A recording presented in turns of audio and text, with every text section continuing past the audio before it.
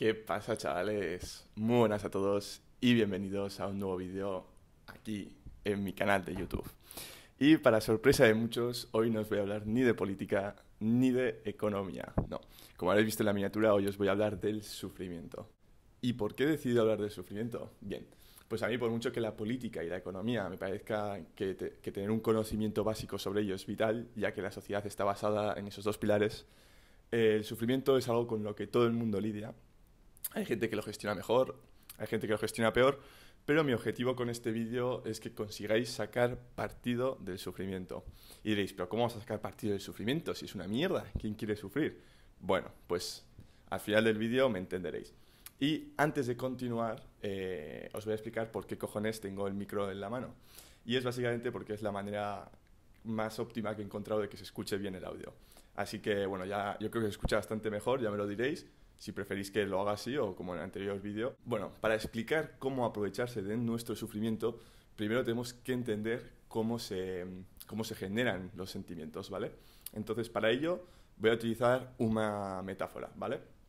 Imaginaros que vuestra mente, la estructura de vuestra mente es un árbol, ¿vale?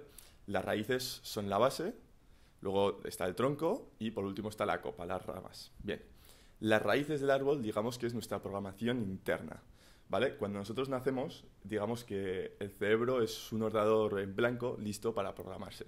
Bueno, tiene algo de programación, que es lo que hemos heredado de nuestros padres, pero eso es mínimo. La mayoría de esta programación se va adquiriendo conforme vamos experimentando y viviendo diferentes situaciones. Después de las raíces tenemos el tronco. El tronco en este caso serían las emociones, los sentimientos.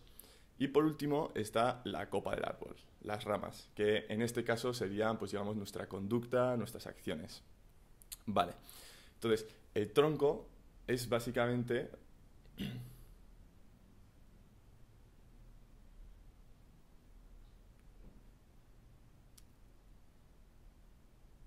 Bueno, una vez teniendo esta estructura en la mente, vamos a centrarnos en el tronco, en las emociones.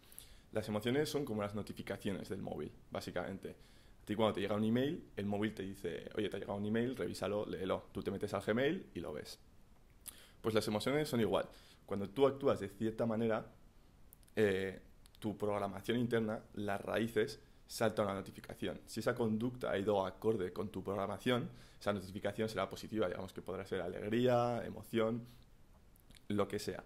En cambio, si esa conducta no se corresponde con tu programación interna, la notificación que te llegará será negativa, ya sea sufrimiento, dolor, tristeza, lo que sea. Pero donde yo quiero centrarme en este vídeo es en la conexión entre la copa del árbol, es decir, las conductas y las acciones, y el tronco del árbol, es decir, las emociones, las notificaciones. Bien, y ahí es donde entra en juego la inteligencia emocional. ¿Y por qué es tan importante esta inteligencia? Nosotros, tanto en nuestro ADN como lo que nos han enseñado es que tenemos que huir del sufrimiento y acercarnos a la alegría, a la felicidad. Hasta ahí todo bien. El problema es que ni en nuestro ADN, ni en la escuela, ni en los colegios, nos enseñan a cómo hacer esto. Simplemente nos dicen que lo tenemos que hacer, pero no cómo. Entonces, ahí viene el problema, porque hay mucha gente que al no saber interpretar estos sentimientos, no sabe cómo lidiar con ellos. Y entonces una consecuencia de esto, por ejemplo, es que hay cierta parte de la población que, por ejemplo, recurre a drogas para básicamente acallar esta voz interior, digamos, y así poder pues, descansar durante un rato. Pero básicamente al día siguiente o cuando se le pase el colocón, ese sentimiento, ese sufrimiento no va a desaparecer, va a seguir ahí. Entonces digamos que esto es sería una manera errónea de lidiar con nuestros sentimientos. Entonces, las personas, por ejemplo, que tienen una muy buena inteligencia emocional, esto quiere decir que tienen digamos, un diálogo interior muy profundo. Entonces, saben perfectamente cómo se sienten, por qué se sienten así y, por tanto, pueden perfectamente saber cómo, mediante sus acciones, recrear ciertas emociones o evitar otras emociones. Entonces, por ejemplo, quieras que no, tener una buena inteligencia emocional también te hace muy empático, porque al final, si tú eres capaz de entenderte a ti mismo, ¿no? Y de saber qué tienes que hacer perfectamente para recrear un sentimiento o para evitar otro sentimiento, eso luego te puede ayudar muchísimo a ponerte en el lugar de otro y ver cómo se puede sentir esa persona. Bueno, y vosotros os preguntaréis, pero Iván, ¿por qué en vez de hablarnos sobre el sufrimiento no nos hablas sobre la alegría, que es realmente lo que nos interesa? A mí me interesa estar contento, no triste. Pues bien, os hablo del sufrimiento básicamente porque por mucho que la gente no le guste y que huya de él, siempre va a aparecer. Aunque lo hayas dejado atrás en un momento, siempre el sufrimiento va a volver. Y eso es precisamente lo que hace la vida tan bonita. Y es que ningún ser humano es constante. Siempre estamos en continuo cambio, ¿vale? Básicamente porque huimos del sufrimiento para desplazarnos hacia la alegría. Y por eso es importante interpretar bien los sentimientos, para saber cómo poder huir de unos y cómo poder acercarte a otros. Vamos a poner un ejemplo, ¿vale? Vosotros imaginaros a vosotros mismos, ¿no? Combinaros con perspectiva, ¿vale? Como si fueseis otra tercera persona y analizar los diferentes roles de vuestra vida. Si, por ejemplo, sois jugadores de fútbol, pues analizar vuestro rol como jugador. Si sois hijos, que lo seréis seguramente. Si tenéis pareja, analizar vuestro propio rol como pareja, ¿vale? Vamos a centrarnos en el rol de jugador de fútbol, ¿vale?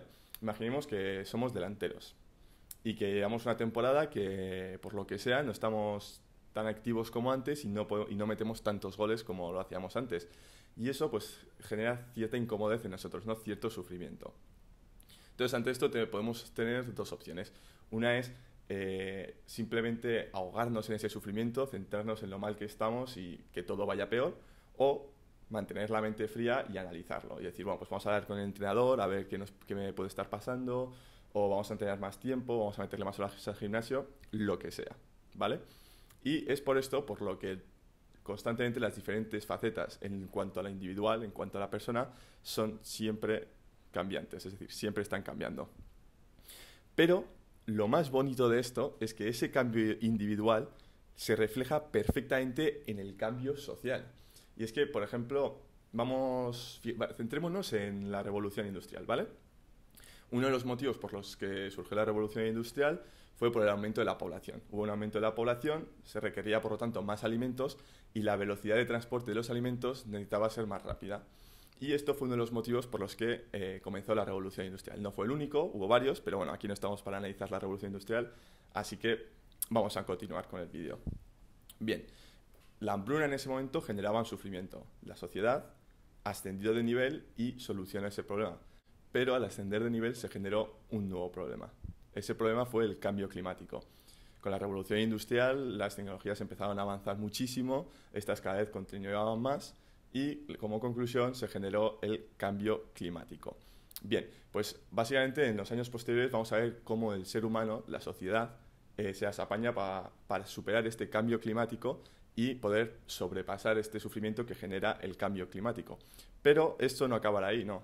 Cuando solucionemos este problema, luego se generará otro problema más difícil aún que nos genere más sufrimiento.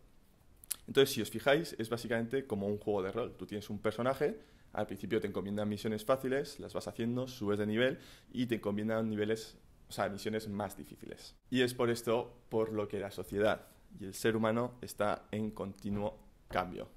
Es decir, el cambio es la única constante. Y bueno, señores, hasta aquí ha sido el vídeo, espero que os haya gustado. Decidme si realmente os ha gustado este tema, porque la verdad es que tengo bastantes vídeos pensados en relación con esto. Me gustaría, por ejemplo, hacer un vídeo sobre el PNL, que es la programación neurolingüística, que básicamente sería centrarse en las raíces del árbol. Pero bueno, eso ya va para largo, así que bueno, decidme si os ha molado. Así que, señores y señoras, desde aquí os invito a que os toméis vuestro tiempo para entender vuestros sentimientos, para interpretarlos y actuar de la manera correcta. Así que nada, un saludo y nos vemos en el próximo vídeo.